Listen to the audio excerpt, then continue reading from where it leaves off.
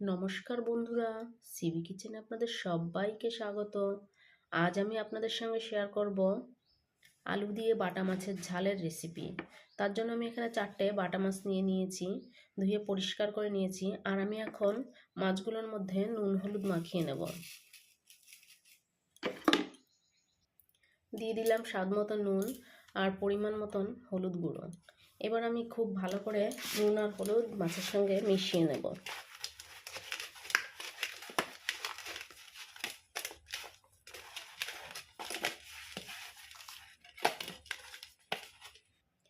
মিশিয়ে নিয়েছি। আর মাছের ঝালটা করার জন্য আমি এখানে কিছুটা আলু কেটে নিয়েছি, দুটো আলু লম্বা লম্বা করে কেটে নিয়েছি, আর দুটো টমেটো কুচি কুচি করে কেটে নিয়েছি। আমি আজকে রান্নাটা কিন্তু পেঁয়াজ ব্যবহার করব না। এবার আমি একটা কড়াই বসিয়ে দেব। কড়াই গরম হয়ে গিয়েছে, দিয়ে দিচ্ছি সর্ষের তেল।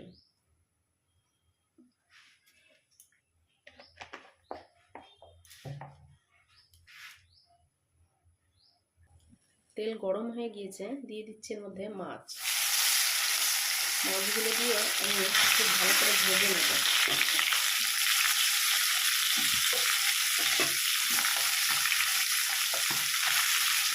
আমি এবার এক পিস মাছ ভেজে নেব আগে। এখানে মাছ ভাজা হতে হতে আমি এবার একটা সাইডে একটা মশলা বানিয়ে নেব। আমি এখানে গরম জল নিয়ে নিয়েছি, আর গরম জলের মধ্যে আমি দিয়ে দিচ্ছি 2 চামচ শুকনো লঙ্কার গুঁড়ো।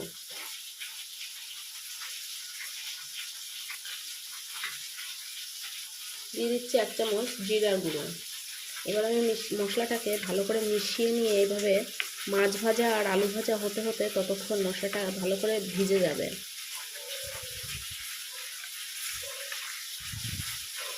এভাবে আমি রেখে দিলাম।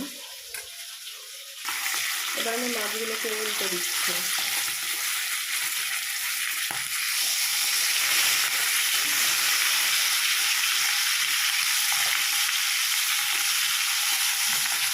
সব মাছগুলো উল্টে দেওয়া হয়ে গিয়েছে।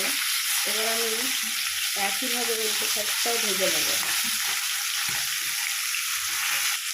মাছ ভাজা হয়ে গিয়েছে, এবার আমি তুলে নিচ্ছি মাছগুলোকে।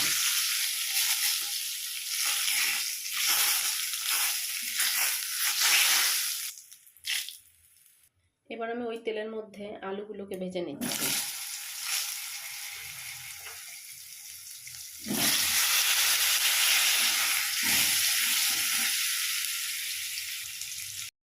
আলুগুলো আমি লাল লাল করে ভেজে নেব।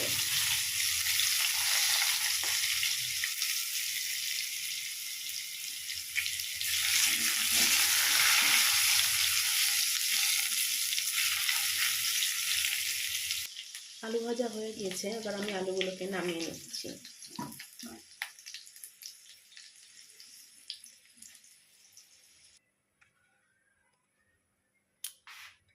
এবার ওই কড়াইয়ের মধ্যেই আমি ওই তেলের মধ্যে দিয়ে দিচ্ছি একটা তেজপাতা আর 2টো শুকনো লঙ্কা।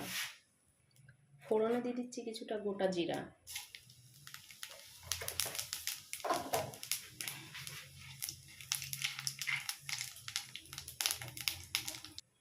দিয়ে দিচ্ছি এবার কুচিয়ে রাখা টমেটো।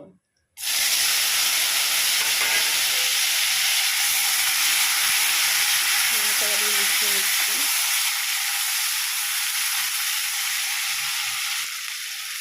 আলু দিয়ে বাটা মাছের ঝাল খেতে কিন্তু বেশ ভালোই লাগে। তবে এই রেসিপিটি অনেকে অনেকভাবে করে থাকেন, আমি কিন্তু একটু অন্যভাবে দেখাচ্ছি। অবশ্যই এভাবে একবার ট্রাই করে দেখতে পারেন, খেতে কিন্তু খুবই ভালো লাগবে।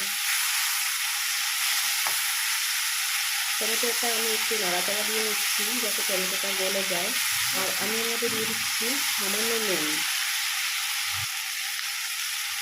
নুনটা দেওয়ার কারণে টমেটোটা খুব তাড়াতাড়ি গলে যাবে।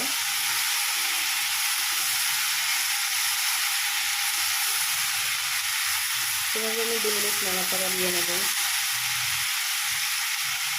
এবার দিয়ে দিচ্ছি 1 চামচ আদা বাটা।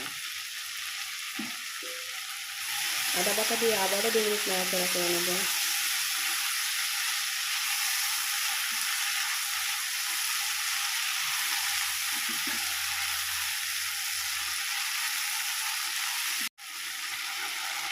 এবার আমি দিয়ে দিচ্ছি যে মশলাটা আমি গরম জলে ভিজিয়ে রেখে দিয়েছিলাম মশলাটা।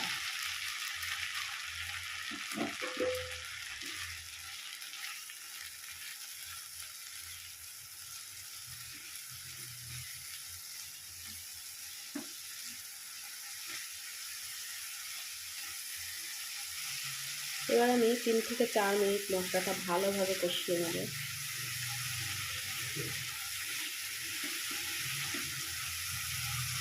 আর তার আগে আমি দিয়ে দিচ্ছি কিছুটা হলুদ গুঁড়ো।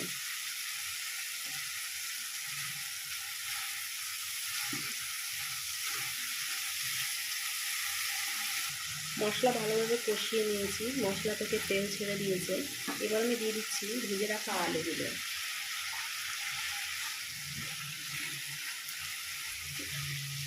ভালোভাবে মিশিয়ে নিলাম আলু দিয়ে। এবার দিয়ে দিচ্ছি আমি স্বাদ মতো নুন।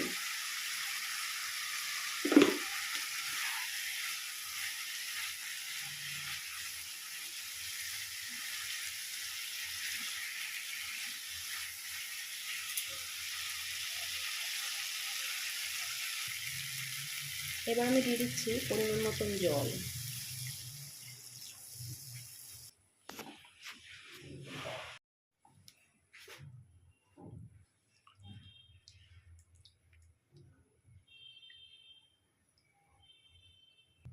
এবার আমি ঢাকা দিয়ে দিচ্ছি, ঢাকনা নামিয়ে নিচ্ছি। এবার মাছগুলো দিয়ে দিচ্ছি।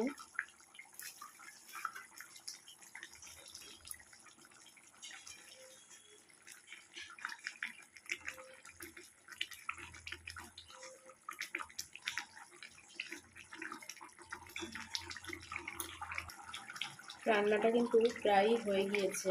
রান্নাটা কিন্তু খুব সহজেই দেখালাম আর খুব সহজ রেসিপি। আমি এবার দিয়ে দিচ্ছি উপর থেকে ছড়িয়ে কিছুটা ধনেপাতা কুচি। এই শীতের সময় ধনেপাতা কিন্তু সব বাঙালিদেরই বেশিরভাগই পছন্দ, তাই আমরা রান্নার শেষে একটু ধনেপাতা কুচি দিয়ে নামিয়ে থাকি রান্নাগুলো, আর খেতে কিন্তু খুবই সুস্বাদু হয়। যাই হোক, কথাটা বলতে বলতে রান্না হয়ে গিয়েছে, আমি গ্যাসটা বন্ধ করে দিলাম। এবার আমি নামিয়ে নিচ্ছি।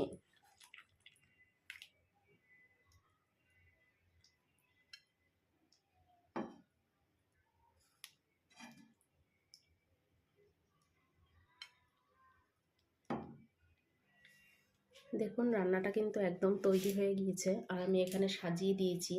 লাস্টে ছিটিয়ে দিচ্ছি একটু ধনেপাতার কুচি। আমাদের বাঙালিদের কিন্তু এই ধনেপাতা কুচিটা না দিলে কিন্তু রান্না মনে হয় অসম্পূর্ণ রয়ে যায়। আর আপনাদের এই সহজেই রেসিপিটি দেখালাম, আপনাদের কেমন লাগলো কমেন্ট করে জানাতে ভুলবেন না। আর ভিডিওটি ভালো লাগলে অবশ্যই একটা লাইক করে দেবেন।